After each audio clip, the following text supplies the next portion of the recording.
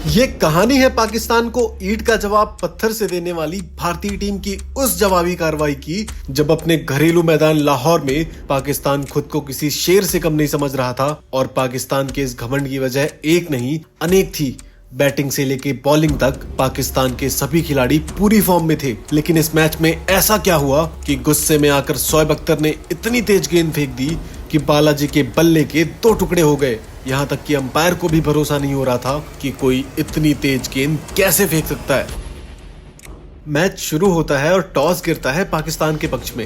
Inzamam ul Haq toss जीतकर दादा को पहले बल्लेबाजी करने का न्योता देते हैं और भारत की तरफ से ओपनिंग के लिए मास्टर ब्लास्टर के साथ आते हैं वीरेंद्र सहवाग, जो हमेशा से ही तूफानी शुरुआत देने के लिए जाने जाते थे। और जब मैच पाकिस्तान से हो तब तो इनके बल्ले की गर्जन और भी ज्यादा बढ़ जाती थी।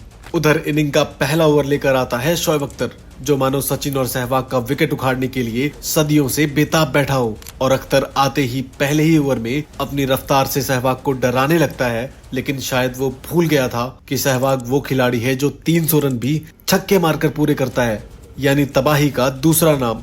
और इस तरह अख्तर के पहले ही ओवर में सहवाग एक करारा चौका लगा देते हैं और अख्तर की 160 की रफ्तार से आ रही गेंद सहवाग के बल्ले से लगकर 200 की स्पीड से बाउंड्री के बाहर चली जाती हैं। अब इसके बाद दूसरे ओवर में भी सहवाग एक ताबड़तोड़ चौका लगा देते हैं और इस तरह शुरुआत में ही सहवाग पाकिस्तान को बैकफुट पर धकेल देते हैं। लेकिन पाकिस्तान भी इस मुकाबले को जीतने के लिए जान की बाजी लगाने को तैयार बैठा था, क्योंकि ये मैच लाहौर के गद्दाफी स्टेडियम में खेला जा रहा था, जो पाकिस्तान का अभेद किला माना जाता था। यहाँ पाकिस्तान को हराना मानो उसकी इज्जत की धज्जियां उड़ाने के बराबर था। लेकिन यहाँ पाकिस्तान या खास तौर पर उसकी तीखी गेंदबाजी को चुनौती देना मानो भूखे शेर के मुंह में हाथ डालने जैसा था। और आज इस मैदान पर क्रिकेट मैच नहीं बल्कि भारत और पाकिस्तान के बीच एक ऐतिहासिक जंग छिड़ चुकी थी, क्योंकि 5 मैचों की ये सीरीज अब 2-2 की बराबरी पर आ पहुंची थी और अब दोनों ही टीमों के लिए ये करो या मरो का मैच था। खैर, सहवाग आज सेट लग रहे थे,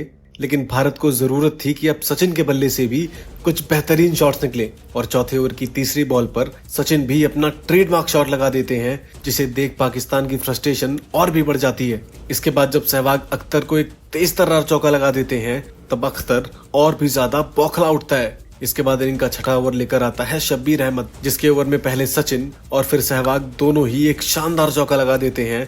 हालांकि ओवर की लास्ट बॉल पर सहवाग के बल्ले को चूमते हुए बॉल सीधे कीपर के दस्तानों में जा पहुंचती है और इस तरह 34 के स्कोर पर सहवाग 20 रन बनाकर आउट हो जाते हैं। सहवाग का विकेट लेने के बाद पाकिस्तान ऐसा महसूस कर रहा था जैसे कि उसके रास्ते का सबसे बड़ा कांटा साफ हो गया हो, क्योंकि पाकिस्तान जानता था कि अगर कहीं सहवाग 20 ओवर तक खेल गया तो वो अकेले ही पाकिस्तान की ऐसी की तैसी कर देगा। हालांकि इसके बाद मैदान पर आते हैं वीवीएस लक्ष्मण, जो शायद आज मैदान पर ऐसा कहर बरपाने वाले थे जिसे क्रिकेट फैंस सदियों तक याद रखने वाले थे। वैसे तो अमूमन वीवीएस लक्ष्मण सेट होने के लिए मैदान पर थोड़ा सा वक्त लेते हैं, लेकिन आज वो आते ही पाकिस्तान के बॉलरों पर शेर की तरह झपट पड़ते हैं। इसके बाद सचिन और लक्ष्मण पारी को तेजी से आगे बढ़ाते हैं और भारत 10 ओवर में 50 रन स्कोरबोर्ड पर टांग देता है। इसके बाद 11वें ओवर की दूसरी बॉल पर लक्ष्मण एक लाजवाब कट शॉट खेल देता है, तो वहीं दूसरी तरफ खड़े मास्टर ब्लास्टर भी अब कहां शांत बैठने वाले थे। वो भी इसी ओवर की लास्ट बॉल पर अपना ट्रेडमार्क कवर ड्राइव लगा देते हैं और दर्शकों में जोश भर देते हैं। अब मैच का 13वां ओवर लेकर आता है मोहम्मद शमी, जिसके ओवर में सचिन बैक टू बैक 2 करारे चौके लगा देते हैं और सचिन के मास्टर क्लास देखकर पाकिस्तान की पूरी टीम हैरत में पड़ जाती है, क्योंकि पाकिस्तान जानता था कि अगर कहीं सचिन का बल्ला चल गया तो वो अकेले ही गेंदबाजों की रेल बना डालेगा। 14वां ओवर खत्म होते होते भारत 1 विकेट खोकर 80 रन बना चुका था। वहीं सचिन और लक्ष्मण दोनों मिलकर पाकिस्तानी गेंदबाजों की अच्छी खासी खबर ले रहे थे। इसके बाद मैच का 15वां ओवर फिर से इंजमाम शमी को सौंप देते हैं, जिनकी पहली बॉल पर ड्राइव खेलने के चक्कर में सचिन के बल्ले का एज लग जाता है और मोइन खान इसे लपकने में कोई गलती नहीं करता। इस तरह master blaster Sachin Tendulkar 37 run बनाकर अपना विकेट गंवा देते हैं। सचिन के विकेट के बाद पाकिस्तान के फैंस और खिलाड़ी जश्न का नंगा नाच कर रहे थे, क्योंकि वो जानते थे कि आखिर उन्होंने किसका विकेट ले लिया है। लेकिन शायद वो ये नहीं जानते थे कि भारत के पास भी जाबाजों की कोई कमी नहीं है। अब विकेट गिरने के बाद ग्राउंड पर एंट्री होती है सौरव गांगुली की, यानी पाकिस्तान की धुलाई करने के लिए अब मैदान पर दादा आ चुके थे और दादा आते ही अपनी क्लास दिखाने लग जाते हैं। गांगुली एक के बाद एक मैदान के चारों तरफ चौकों की बौछार कर देते हैं। वहीं खास तौर पर वो ऑफ साइड की गेंदों को बिल्कुल भी नहीं बख्श रहे थे। इसके बाद 19वें ओवर की चौथी बॉल पर गांगुली इस चौके के साथ स्कोर को 100 रन के पार पहुंचा देते हैं। हालांकि इसके बाद भी गांगुली रुकने का नाम नहीं लेते और पाकिस्तानी स्पिनर्स की खबर लेना शुरू कर देते हैं। 24वें ओवर तक इंडिया 126 रनों के आंकड़े को पार कर चुकी थी और 25वें ओवर में लक्ष्मण भी शोएब मलिक को एक लाजवाब चौका लगा देते हैं और वीवीएस लक्ष्मण भी अब क्रीज पर खूंटा गाड़कर सेट हो चुके थे। वहीं दूसरे छोर पर सौरव गांगुली भी बैक टू बैक चौकों के साथ पारी को तेजी से आगे बढ़ा रहे थे। वीवीएस लक्ष्मण और दादा की ये साझेदारी पाकिस्तान के लिए सिरदर्द बन रही थी और वीवीएस लक्ष्मण का बल्ला भी आज सर चढ़कर बोल रहा था। 28वें ओवर में जहां भारत 150 के आंकड़े को छू लेता है तो वहीं दूसरी तरफ वीवीएस लक्ष्मण भी अपने 50 रन पूरे कर लेते हैं। वीवीएस लक्ष्मण की पाकिस्तान के खिलाफ ये पहली 50 थी जो शायद आज एक बहुत बड़ी पारी की तरफ रुख कर रही थी। 30वें ओवर की दूसरी बॉल को लक्ष्मण हवा में उठाकर खेल देते हैं लेकिन फील्डर इसे मिस कर देता है।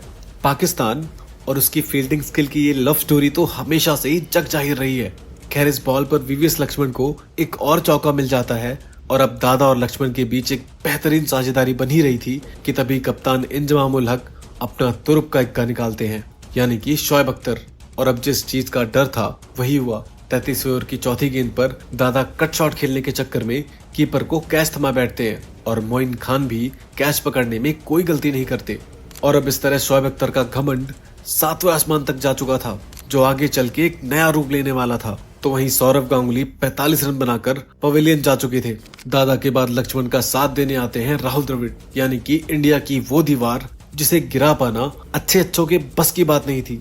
भारत 36 ओवर में 183 रन बना चुका था और अब भारत को जरूरत थी कि बल्लेबाज तेज तर्रार शॉट्स खेलना शुरू कर दें और इसी के चक्कर में 37वें ओवर की पहली ही गेंद पर द्रविड़ 4 रन बनाकर अपना विकेट गंवा देते हैं। तो वहीं विकेट लेने के बाद मोहम्मद शमी के साथ पूरा पाकिस्तान जश्न के नंगे नाच में डूब चुका था, लेकिन वो ये नहीं जानते थे कि क्रीज पर अभी भी लक्ष्मण के रूप में उनका बाप खड़ा है। वहीं दूसरे छोर पर उनका साथ देने के लिए मैदान पर युवराज सिंह आ चुके थे जिनके लंबे लंबे छक्के इन पाकिस्तानियों का घमंड तोड़ने के लिए काफी थे। युवराज सिंह आते ही एक ताबड़तोड़ चौका लगा देते हैं और भारत का स्कोर अब 38वें ओवर में 200 रन के पार जा चुका था और 300 रन की तरफ तेजी से आगे बढ़ रहा था। 39वें ओवर में लक्ष्मण इस खूबसूरत ड्राइव के साथ साथ गली की दिशा में एक और चौका लगा देते हैं और वीवीएस लक्ष्मण के ये शानदार शॉट्स बता रहे थे कि आज वो पाकिस्तान की किस कदर खबर ले रहे हैं। लक्ष्मण आज अकेले ही पाकिस्तान को बैकफुट पर धकेलने के लिए काफी थे। इस तरह 41वें ओवर में भारत 215 रन स्कोर बोर्ड पर टांग चुका था, लेकिन असली मजा आना तो अभी बाकी था क्योंकि अपने घमंड में लथपथ शोएब अख्तर की आग बुझनी अभी बाकी थी। लक्ष्मण जहां एक तरफ मास्टर क्लास बाउंड्रीज लगा ही रहे थे वहीं अब युवराज सिंह के बल्ले से भी एक पावरफुल शॉट देखने को मिलता है, लेकिन युवराज सिंह की ये पारी आज ज्यादा देर तक टिक नहीं पाई और शब्बीर अहमद की गेंद पर युवराज सिंह भी कैच थमा बैठते हैं जहां इंजमाम कैच लेने में कोई गलती नहीं करते हैं। युवराज सिंह सिर्फ 18 रन बनाकर ही पवेलियन की तरफ चल देते हैं और इसके बाद आते हैं मोहम्मद कैफ। वहीं दूसरी तरफ अपना खूंटा गाड़कर खड़े लक्ष्मण अब तेजी के साथ रन बटोर रहे थे और देखते ही देखते लक्ष्मण अपना ऐतिहासिक शतक भी पूरा कर लेते हैं। लक्ष्मण के शतक की बदौलत ही आज भारत सम्मानजनक स्कोर तक पहुंच पाया था। वीवीएस लक्ष्मण आज पाकिस्तान के किसी भी गेंदबाज को नहीं छोड़ रहे थे और पूरे पाकिस्तान की आज उसी के घर में ऐसी ठुकाई हो रही थी जैसी आज तक किसी ने भी नहीं देखी होगी। अब अंतिम के ओवर्स में भारत को लगभग हर बॉल पे बाउंड्रीज की जरूरत थी, यानी कि अब हर गेंद पर सिर्फ बल्ला घुमाना था और इसी चक्कर में वीवीएस लक्ष्मण कैच उठा बैठते हैं। लेकिन लक्ष्मण के आउट होने तक भारत स्कोर बोर्ड पर 253 रन टांग चुका था और इस विकेट के बाद पाकिस्तान का जश्न और खुशी साफ जाहिर कर रही थी कि आखिर वो कितने खुश हैं। लेकिन उनको क्या पता था कि उनकी असली धुलाई तो इंडिया के बॉलर्स करने वाले थे। तभी मैदान पर उतरे इरफान पठान आते ही पाकिस्तान पर धावा बोल देते हैं। 47वें ओवर तक 261 रन तक भारत पहुंच चुका था, लेकिन भारत को चाहिए था कि कम से कम 300 रन के आसपास तो स्कोर पहुंच ही जाए, क्योंकि पाकिस्तान के घर में अगर उसको हराना है तो एक पहाड़ जैसा स्कोर खड़ा करना होगा। और खासकर उस वक्त पाकिस्तान की बैटिंग लाइनअप में एक से बढ़कर एक दिग्गज खिलाड़ी मौजूद थे। खैर 48वां ओवर लेकर आता है शोएब अख्तर और तभी बॉल डालने से पहले अख्तर और कैफ के बीच में आंखों ही आंखों में जंग छिड़ जाती है और इस तरह अख्तर अपनी रफ्तार के घमंड में इंडियन बॉलर्स की स्लेजिंग पर उतर आता है।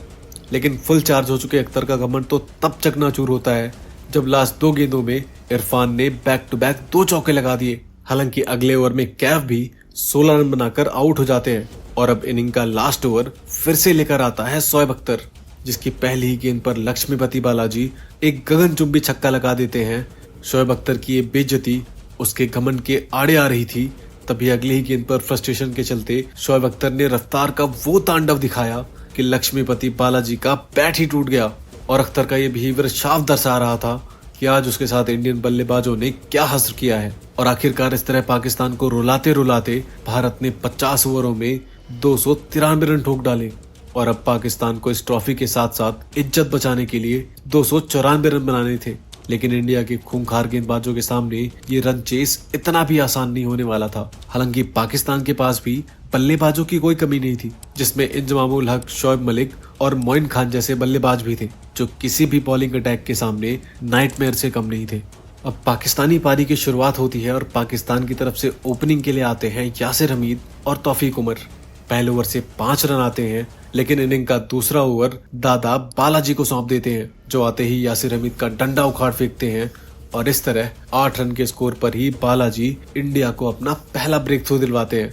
लेकिन ये तो सिर्फ शुरुआत थी, असली सिनेमा आना तो अभी बाकी था, क्योंकि अगले ही ओवर में इरफान पठान मोहम्मद यूसुफ को भी बाहर का रास्ता दिखा देते हैं और अब 9 रन पर पाकिस्तान अपने 2 विकेट गंवा चुका था। भारत का ये जश्न साफ बता रहा था कि आज वो पाकिस्तान को उसके घर में किस कदर रौंद रहे हैं।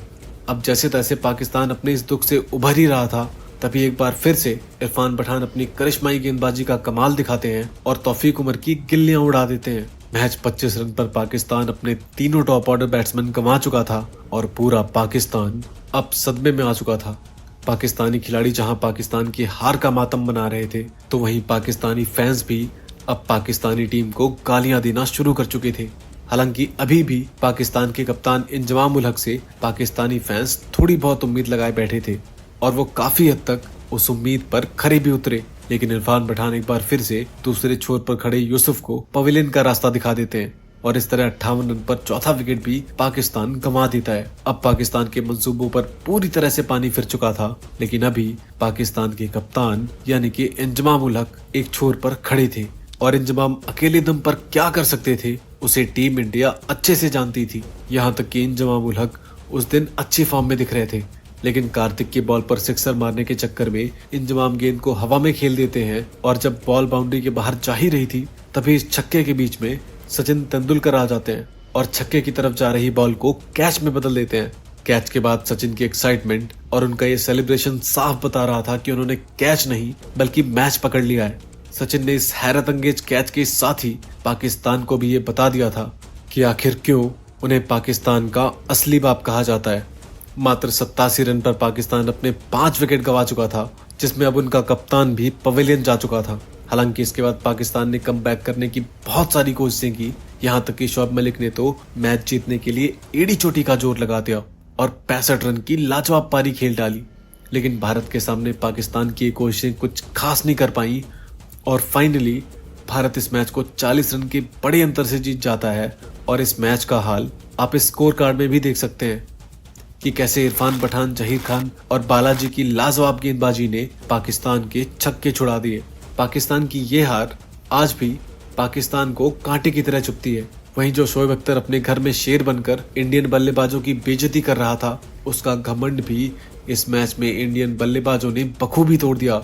इस तरह भारत ने पाकिस्तान को उसी के घर में घुसकर इस सीरीज को अपने नाम कर लिया। ये सिर्फ पाकिस्तान के लिए एक सीरीज जीतने की स्टोरी नहीं थी, बल्कि ये पाकिस्तान के घर में घुसकर उसके घमंड को तोड़ने की कहानी थी, जिसे पाकिस्तान कभी नहीं भूल सकता। इस मैच में मैन ऑफ द मैच का खिताब वीवीएस लक्ष्मण को मिला, जो कि इसे डिजर्व भी करते थे, क्योंकि उनके शानदार शतक की बदौलत भारत एक पहाड़ जैसे स्कोर तक पहुंच पाया था।